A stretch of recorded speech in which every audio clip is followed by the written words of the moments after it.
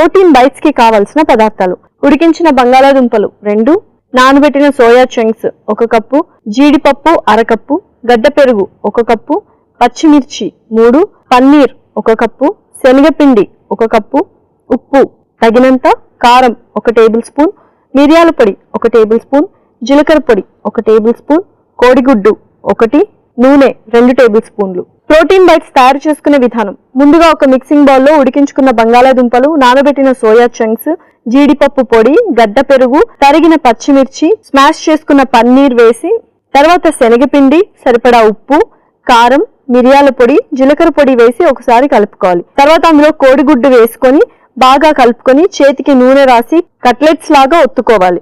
ఇప్పుడు స్టవ్ వెలిగించి పాన్ లో నూనె వేసి వేడయ్యాక ఈ బైట్స్ అందులో వేసి 2 పక్కలా కాల్చుకొని సర్వింగ్ ప్లేట్ లోకి తీసుకొని సర్వ్ చేసుకుంటే టేస్టీ ప్రోటీన్ బైట్స్ రెడీ.